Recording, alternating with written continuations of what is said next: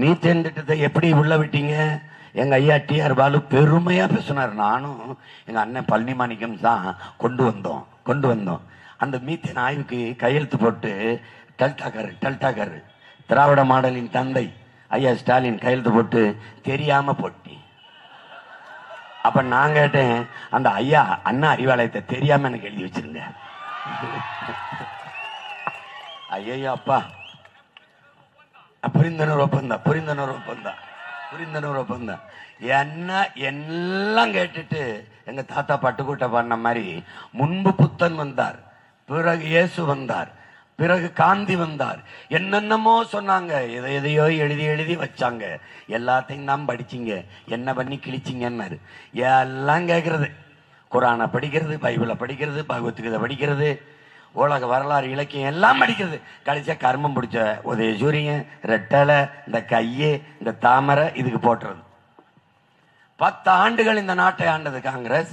அடுத்த 10 ஆண்டுகள் ஐயா மோடி அவர்கள், பாரதிய ஜனதா. இந்த நாட்டிற்கு பாரத நாடு வச்சுக்குவோம், இந்த நாட்டிற்கு செய்த ஒரே ஒரு நல்லது சொல்லி ஓட்டு கேட்க சொல்லு, ஒரு நல்லதை சொல். மான தமிழ் மக்களே, என்னரும் தம்பி தங்கைகளே, தமிழர் நாட்டுக்கு எதற்காக காங்கிரஸ் பாரதிய ஜனதா? ஒரு காரணம், நான் என் தம்பி இப்படி இறங்கி போயிடும், தேர்தலில் போட்டியில நான் போயிடுறேன், ஒரே ஒரு காரணம் சொல்லு, ஒரு காரணம். இந்த காரணத்திற்காக காங்கிரஸ் தமிழர்களுக்கு வேண்டும், இந்த காரணத்திற்காக பாரதிய ஜனதா தமிழர் நாட்டில் வெல்ல வேண்டும், வளர வேண்டும், வர வேண்டும். சொல்லு பாப்போம். இந்திய நாடையே ஆள கொடுத்து பிச்சைக்கார நாடாக்கிய கூட்டம் இந்த கூட்டம். 10 ஆண்டு மன்மோகன் சிங், 10 ஆண்டு மோடி, நம் வாழ்நாளில் பாதி நாட்களை திண்டவர்கள் இவர்கள். என்ன நடந்திருக்கு ஒன்னு சொல்லு பாப்போம். வளர்ச்சி வளர்ச்சி என்றார்கள், வளரும் நாடு பட்டியலே இந்தியா இல்லை. அந்த பேர்ல, அந்த பட்டியல் வரிசையில தூக்கி வீசிட்டான். என்ன வளர்ச்சி? என்ன வளர்ச்சி? வெறும் நகர்ப்புற வளர்ச்சியை கவனம் செய்வார்கள். என் உடன் பிறந்தவனே, ஸ்மார்ட் சிட்டி இருக்கும், ஸ்மார்ட் சிட்டின்னு சொன்னாங்களே, அந்த சிட்டியை ஒரு தடவை எட்டி பாரு, எங்க இருக்குன்னு பாரு, பார்த்துட்டு வா. அந்த இடத்துல ரோடு நல்லா இருக்குமா? அந்த இடத்துல தடையில்லாத மின்சாரம் வருமா? எங்க இருக்கு? அந்த இடத்துல மழை பெஞ்சா தண்ணியை சரியா வடிஞ்சு விடுமா? கழிவு நீர் வெளியே காவா இருக்கா? என்ன இருக்கு? இவர்கள் உடஞ்சிருக்கா? ஓட்டு கேட்டு வருவாங்கல்ல, உள்ளதுக்கு போடு. அதாவது இவர்கள் நல்லா கவனிங்க, மீட்டோ இவர்கள் என்ன நல்லா கவனிங்க. இவங்க என்ன பண்றாங்க தெரியுங்களா? நகர்ப்புற வளர்ச்சியவே வளர்ச்சி என்று கட்டமைப்பது. இந்த சிப்கார்டு போன்ற இந்த தொழிற்சாலைகள் இருக்குல்ல, தொழிற்சாலை சரிப்பா, தொழிற்சாலை அது தொடங்குற முதலாளி யாரு? அரசா தொடங்குது? முதலாளி. தனிப்பெற முதலாளியின் வளர்ச்சியை, அவனுடைய வாழ்க்கை தர உயர்வை நாட்டின் வளர்ச்சி என்று கட்டமைப்பார்கள். தொழிற்சாலை வருது, என்ன சொல்றான்? உனக்கு வேலை கிடைக்கும். சரி, வேலைக்கு என்ன கிடைக்கும்? சம்பளத்திற்கு என்ன சொல்லலாம்? நல்லா சாப்பிடலாம். அந்த சாப்பாடு எங்கிருந்து வரும்? அரிசி பருப்பை எந்த தொழிற்சாலை உற்பத்தி செய்யும்? அது நிலத்துல இருந்து தானே வரணும். அந்த நிலத்தை பறித்து கொண்டால் எப்படி? வெறும் மனித வளம் இங்க அளப்பரியதா இருக்குது, மனித உடல் ஆற்றல். என் உழைப்பை சுரண்டி உற்பத்தியை பெருக்கி லாபத்தை கொண்டு போற அந்த முதலாளி வாழ்வான், வளர்வானா? வெறும் சம்பளத்தை வாங்கி சாப்பிடுற நான் வாழ்வேன், வளர்வேனா? இந்த கேள்வியை ஒவ்வொரு தமிழ் மகனும், என் தம்பி தங்கைகள் எழுப்பி பார்க்கணும். எதை வளர்ச்சி? சிற்றூர்களின் பொருளாதார வளர்ச்சிக்கு முக்கியத்துவம் தராமல் ஒரு நாட்டின் பொருளாதாரத்தை சம விகிதத்தில் வளர்த்தெடுப்பது முடியாது. சிற்றூர்களின் பொருளாதார வளர்ச்சி கிடையாது. நகர்ப்புறத்துல தான் நல்ல பள்ளிக்கூடம் இருக்கும், கல்லூரி இருக்கும். நகர்ப்புறத்துல தான் நல்ல மருத்துவமனை இருக்கும், நல்லா வைத்தியம் பார்ப்பாங்க. நகர்ப்புறத்துல தான் வேலை வாய்ப்பு இருக்கும். என்றால் கிராமங்கள் காலியாகி மக்கள் நகரங்களை நோக்கி படையெடுப்பார்கள். நகரங்கள் பிதுங்கி வழியும், அங்கே விலைவாசி உயரும், அங்கே மின் கட்டணம் உயரும், அங்கே தண்ணீர் விலை உயரும், வாடகை விலை உயரும், எல்லாம் உயர்ந்துட்டே போகும். கிராமங்கள் காலியாகிறதுனால் என்னாகும்? இந்த நகரத்தில் வாழ்கிற மக்களுக்கு உணவுப் பொருள், கீரை, பருப்பு, முட்டை, பால் எல்லாம் அங்கிருந்தா வரணும்.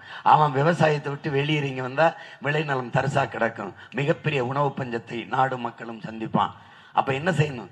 சிற்றூர்களின் பொருளாதார வளர்ச்சிக்கு முன்னுரிமை கொடுக்கணும். நீ எப்படி செய்வீங்க சீமான்?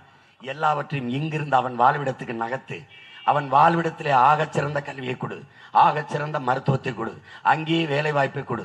எப்படி வேலை வாய்ப்பு? இந்த தொழிற்சாலைகள், நச்சு தொழிற்சாலைகளை வரவிடாமல் நிலமும் வளமும் சார்ந்த தொழிற்சாலைகள், வேலை வாய்ப்பு, வளர்ச்சி. என்ன வருது இந்த மண்ணில்? என்ன வருது? கரும்பு வருதா? வாழை வருதா? வாழை விளைவை 2000 ஏக்கர் 3000 ஏக்கர் கூட்டு பண்ணை வேளாண் முறை. எத்தனை காலம்? மரண நொடி வரை எங்க அப்பா கத்தி கத்தி செத்து போனார் நம்மாழ்வார் என்ற பெரிய தகப்பன். இயற்கை வேளாண்மைங்கிற, வேளாண்மையே இயற்கை தானே. அது என்ன இயற்கை? வேளாண்மை தொழில் அல்ல, வேளாண்மை நம் வாழ்வியல், நம்முடைய பண்பாடு, நம் வாழ்க்கை முறை என்பதை என்னாரும் தம்பி தங்கைகள் புரிந்து கொள்ள வேண்டும். அதை பற்றி இவர்கள் கவலையே படமாட்டார்கள். காவிரியில் தண்ணீர் பெற முடியவில்லை. 450 TMC தண்ணீர் வந்து கொண்டிருந்தது. காவிரி நம் உரிமை. இது கர்நாடகருக்கு மட்டும் சொந்தம் இல்லை. அவரவர் நீர் வளம் அவரவருக்கு என்றால் நம்முடைய நிலத்தின் வளம் நமக்கே என்று இருந்தால் எப்படி நாட்டின் இறையாண்மை ஒருமைப்பாடு இருக்கும் என்று ஒவ்வொரு குடிமகனும் எண்ணி பார்க்கணும்.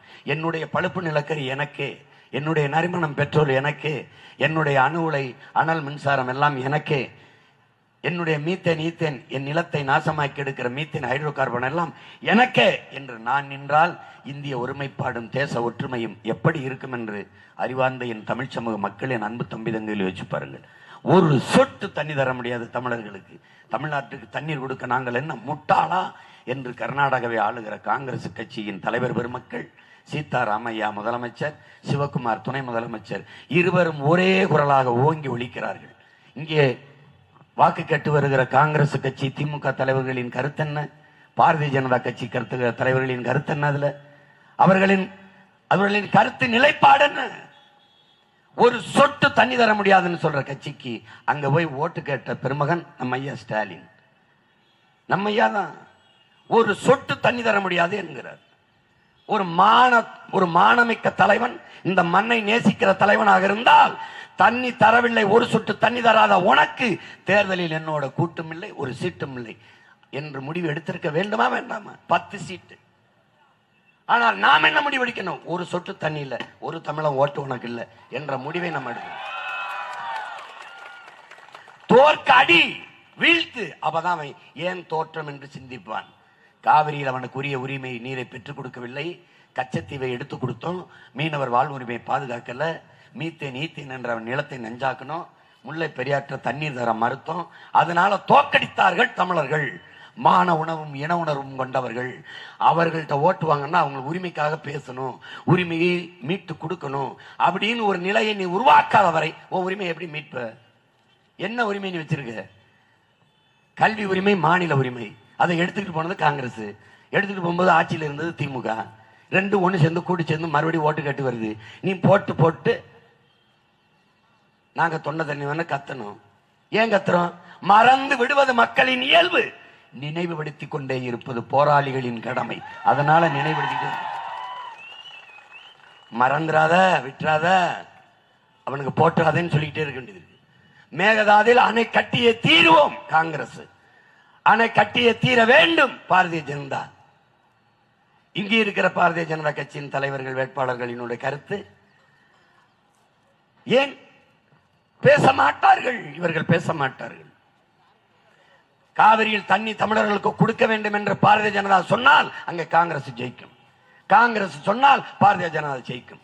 அற்ப தேர்தல் வெற்றிக்காக, பதவிக்காக ஒரு தமிழ் தேசிய மக்களின் உரிமையை பறிகொடுக்க இவர்கள் தயாரானவர்கள். அதனால் நீ என்ன செய்யணும்? உனக்கு கிடையாது ஓட்டு. என் உரிமைக்கு, என் உணர்வுக்கு, என் உயிருக்கு நிற்காத உனக்கு என் ஓட்டு எதுக்கு என்ற கேள்வி ஒவ்வொரு தமிழ் பிள்ளைகளிடத்திலும் எழ வேண்டும். அதுதான் முக்கியம். நம் வாழ்க்கையை பற்றி கவலைப்படாத இவர்களுக்கு நம் வாக்கு எதற்கு என்ற சிந்தனை நமக்கு வர வேண்டும்.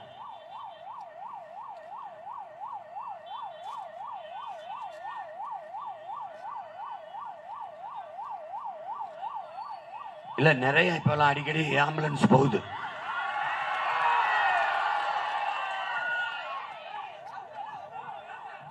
சொல்ல முடியாது, ஏன்னா பணத்தை அதுலதான் கொண்டு வராங்க. அவங்க கையில் அதிகாரம் இருக்கு, அதனால என்ன வேணாலும் செய்வாங்க. பச்சை மட்டை வெட்டி அடிக்கிறேன்னா பணமரமான மொட்டையா தேர்வு. எவ்வளவு மட்டை வெட்டி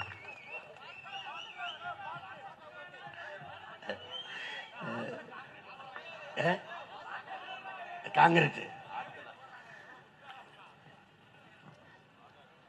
எல்லாம் பேசுறோம், எல்லாம் தெரியுது. ஆனா மறுபடியும் இந்த அநீதிக்கே நம்ம துணை போகக்கூடாது. ஆத்துல கரையோரம் அரிச்சுக்கிறதுன்னு கான்கிரீட் சுவர் போடுறான். கரை அரிக்குதுன்னா மடப்பல மரக்கண்ணை நடணும்டா, மரத நட்டு வளர்க்கணும்டா. டேய் ஏண்டா உங்களுக்கு ஐயா அப்பா சாமி உங்களோட வாழ முடியல, வேற ஊருக்கு போகலாம்னா பாஸ்போர்ட்டும் தர மாட்டேங்கிறாங்க. இல்லை வேற எங்கேயாவது போய் தொலைக்கலாம், வேற ஏதாவது நாட்டுக்கு. இப்போ ஒரு வழி தான் இருக்கு எனக்கு, சீனாவுக்கு போகலாம். அவன் பாஸ்போர்ட் வேணான்ட்டான். நீ வா அருணாச்சல பிரதேசம் சொல்லி அப்படியே வா உள்ள வான்ட்டான். நான் அதை பார்ப்பேன். கைலாசம்மா அது ஒரு வாய்ப்பு இருக்கு, அது ஒரு வாய்ப்பு இருக்கு, அப்படி போகலாம்.